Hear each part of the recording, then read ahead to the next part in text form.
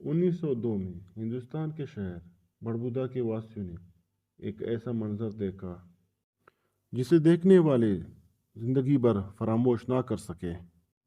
روایت کے مطابق ایک نوجوان نے دونوں ہاتھوں سے ایک پتھر ہوا میں بلند کر رکھا تھا، لیکن اس میں ایسی کیا خاص بات تھی؟ ناظرین، اس پتھر کا وزن 1200 کلو گرام یعنی 2 ہاتھیوں کے بچوں جتنا تھا۔ یہ پتھر آج بھی بڑبودا کے سیاجی باغ عجائب گھر میں موجود ہے، اور جس ٹون من نے اسے گھاس کی ایک پوٹلی کی طرح اٹھا لیا تھا، اسے آج بھی دنیا رستم زماں گاما پہلوان کے نام سے یاد کرتی ہے۔ ناظرین، بروس لی جیسا مہان انسان بھی گاما پہلوان کی تعریف کیوں کرتا تھا؟ جنرل ضیاء الحق کو بولو خاندان سے کیا ناراضگی تھی؟ نواز شریف کی بیوی کلثوم نواز کا گاما پہلوان سے کیا تعلق تھا؟ 50 سال تک ناقابل شکست رہنے والے گاما پہلوان نے اچانک کشتی کیوں چھوڑ دی؟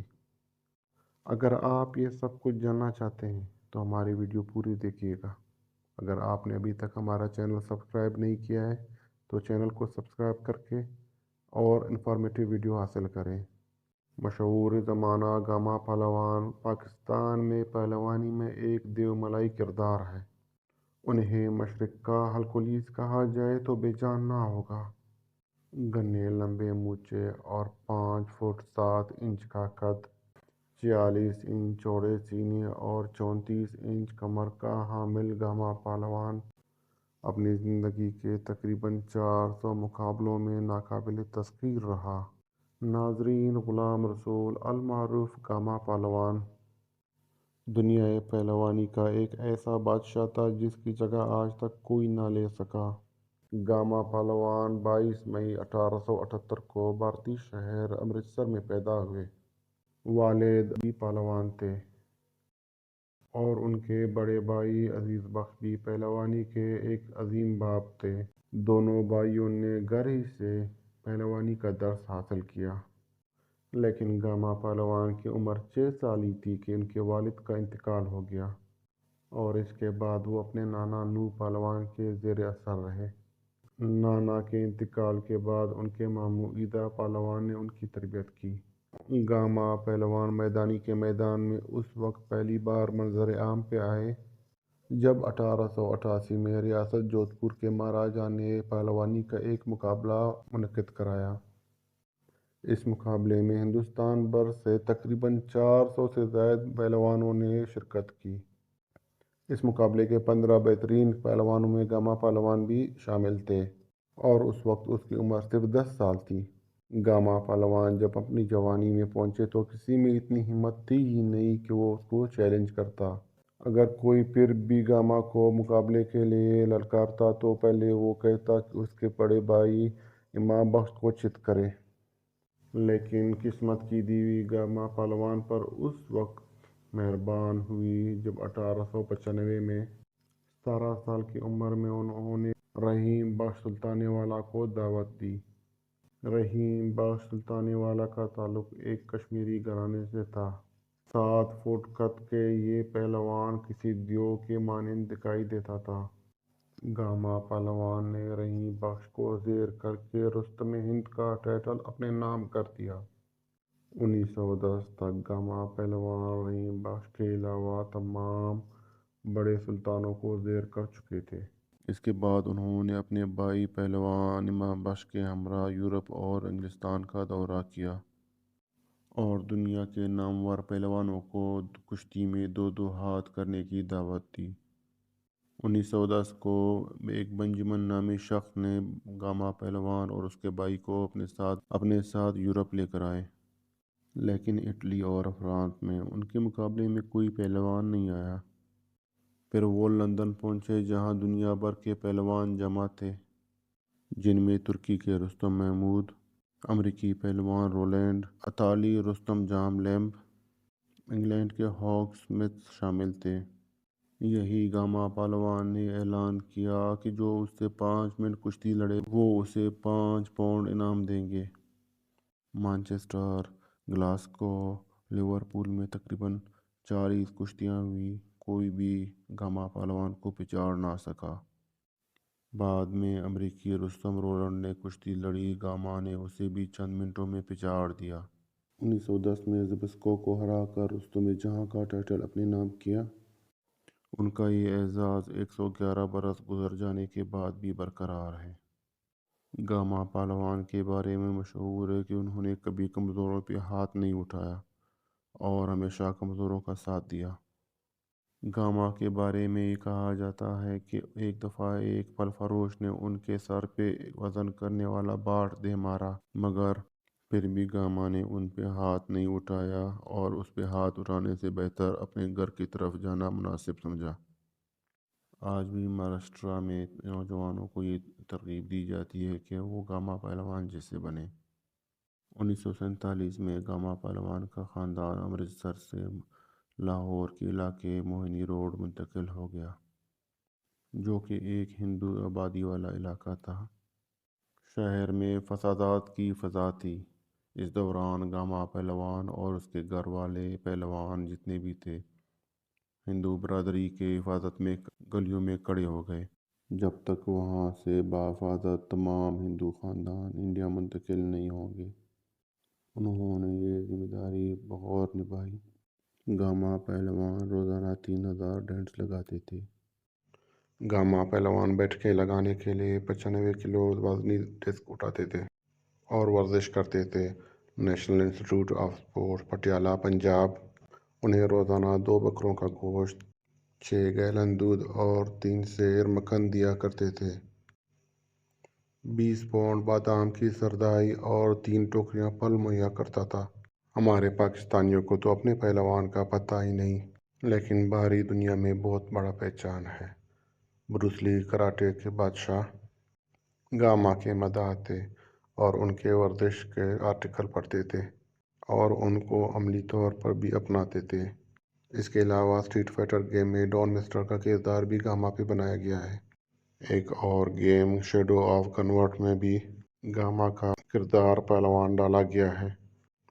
اس کے علاوہ جاپانی کتاب ٹائگر آف ماسک بھی گاما پہلوان کو خراج تحسین پیش کرتا ہے۔ پاکستان بنا تو گاما پہلوان اپنے خاندان کے ہمراہ پاکستان کے علاقے لاہور آ گئے، جہاں انہوں نے اپنے بھائی امام بخش اور بولو برادران کے ساتھ بقایا زندگی گزاری۔ گاما پہلوان نواز شریف کی اہلیہ کلثوم نواز کے نانا تھے۔ انہوں نے اس وقت کے گورنر جنرل خواجہ نظام الدین سے درخواست کی، اگر حکومت میری خوراک کا بندوبست کر دے تو میں دنیا جہاں کی ٹائٹل پاکستان کی جولی میں ڈال سکتا ہوں۔